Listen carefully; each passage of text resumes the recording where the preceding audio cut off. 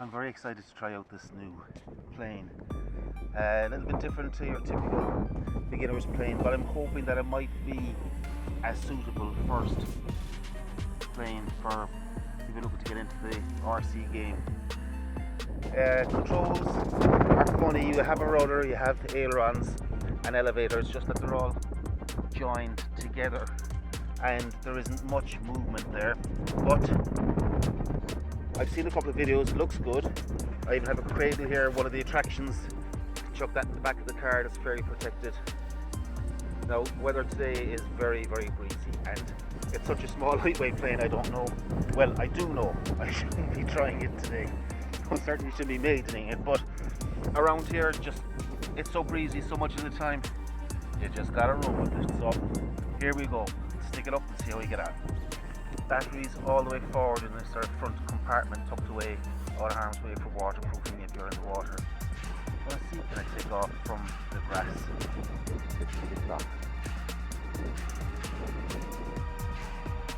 Controls a very small movement.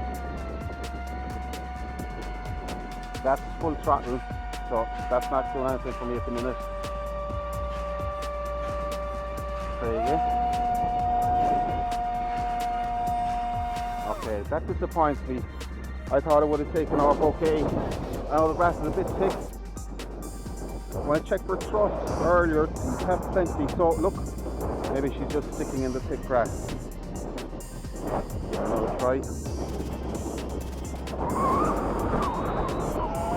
3/4 throttle. Good stuff. I can't turn it. She wouldn't turn. I'm going to have to land that there because I can't get any left turn on it. That's interesting. Wow. Okay, retrieve the plane. Another great lesson there.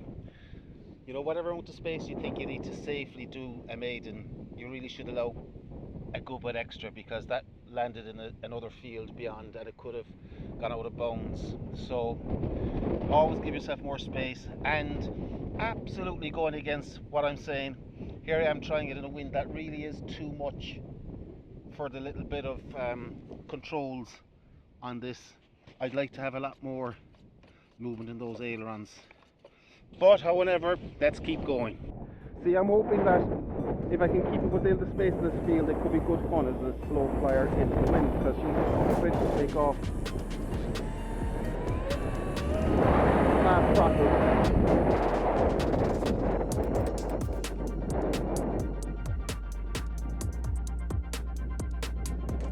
There we go. Bring her around. Takes a bit of getting used to. Next to no throttle, and she's up there. Okay, I'm going to cut the throttle because I heard she did funky things. Okay.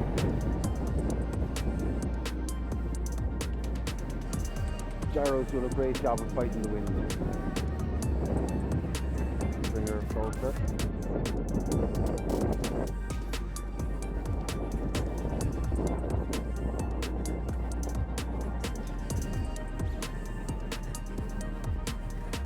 See, can I keep it close? No, want to open a bit.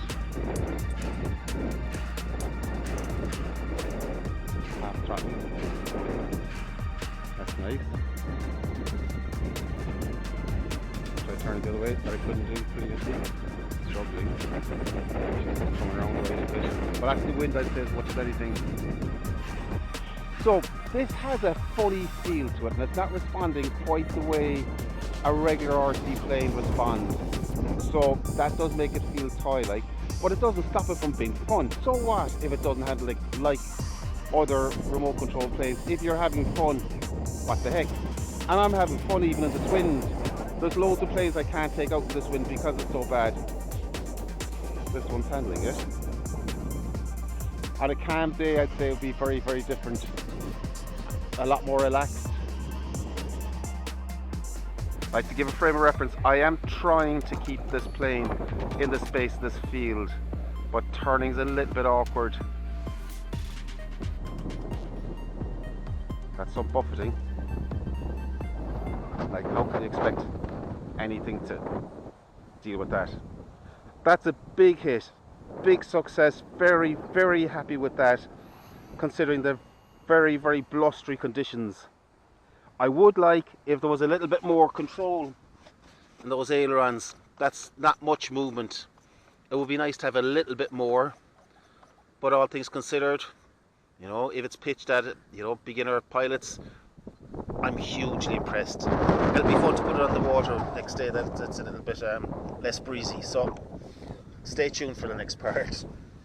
Just for comparison, I've pulled out the Arctic Cat, much bigger plane, running 4S 1300 milliamps, a lot chunkier proposition with full gyro stabilization in it as well. And we'll see how that manages this very blustery weather. Yeah, I should throw her up. She's not going to go, I don't think she. Whoa!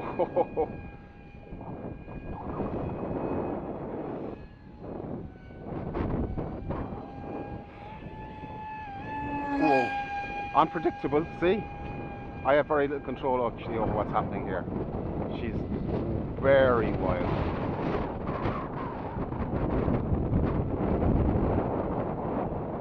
Very. So let's bring her in. I can't, unless I can control at slow speed. So that's a good example of how breezy this is, and that is with full gyro stabilization. That was nuts. That wasn't a flight, that was uncontrolled movement. So, you know, if that's how this handled it, it's a testament to the H650 that maybe it is a capable flyer. Okay, new location, new day, new weather.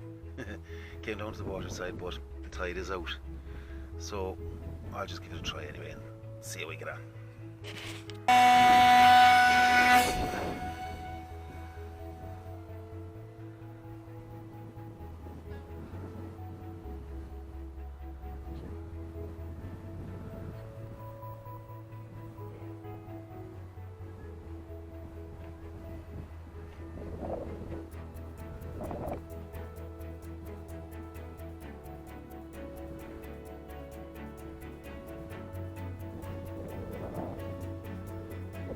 Sorry, it's so far away.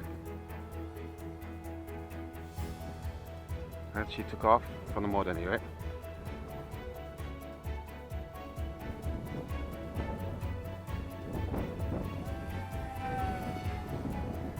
Oh, that's unusual bank, isn't it?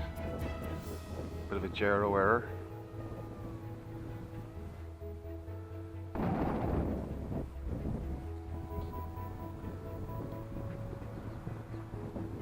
This plane is definitely best suited to very light winds. Breezy conditions, not so much. Okay, I made a small adjustment there to the aileron setting. I brought in the wire, well, I brought it out from in there, out one hole on both sides, just to try to get more travel on the ailerons to get tighter turns. Not sure how that's going to work out. It makes it a bit too jerky, but let's put her up and see how we get on. That's nice. Wind has died down considerably now, so plane's a lot easier to fly. Maybe getting more of a turn. Nice tight turn to the right, but it doesn't turn. That's full turn now left. Try manual, 5 clicks. 1, 2, 3, 4, 5.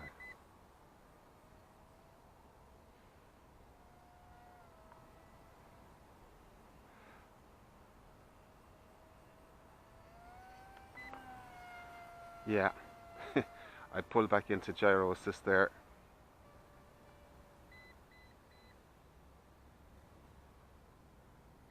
So marginal improvement by bringing the aileron adjustment in a bit. A lot more fun in calm winds, a lot more fun. So there's a lot of talk about this H650 Raptur seaplane, land plane, and you know, what's it like to fly? What's it like to take off from water? Is it a good beginner plane? And that's what sort of interests me. I find it Looks good. You don't really notice those flashing lights during the day. What I like about it from a beginner's point of view is your propeller is at the back, not at the front, so it's not going to get damaged. This even has a funny nose, soft nose. I put a little bit of foam in there to help. The package comes with its own controller, so everything's good to go. You literally glue a few pieces together and off you go. And it takes off from water, no problem. I found it difficult to take off from grass. There was a little bit too much friction. But the one thing that really stands out for me with this is that the control surfaces are quite small. There's not much deflection in them when they're working, and that means that when you go to turn, I'm finding it difficult to turn in tight circles. That's not much. It's a very, very basic unit, and if you're flying in a small area, that could be a problem. There isn't really enough control to fly this tight in a tight area and feel you're in control, and that's a bit of a problem from my point of view. If on the other hand you got big wide open spaces and there's no trees nearby, there's no obstacles, well then it's not going to be an issue. One other thing from a beginner's point of view, I like the fact everything's nice and simple. Some people have said, you know, is it a bit too toy-like? And yes, I think it is a bit toy-like. It doesn't feel the same as your typical radio transmitter. Things are very sort of jerky, and as I said, the movements are limited in it. But just because it's toy-like doesn't make it bad. It's actually still loads and loads of fun. Really loads of fun. If you're going to be anywhere near water, this is definitely a great plane to have if you can manage it. Everything is waterproofed, so it can safely take a dunking in rain or water. If it's salt water, maybe just rinse parts off afterwards to avoid corrosion. But it's absolutely loads of fun for that. There's a bigger version of this, I think it's a J11, and it's got a bigger wingspan and it's got much better controls. It's got a bigger battery and more power. Ideally that would be a better option than this one. But for a budget of around $100 odd, $100 odd euro, it's loads and loads of fun. Now my biggest question is, if you could only buy one beginner plane, would it be this?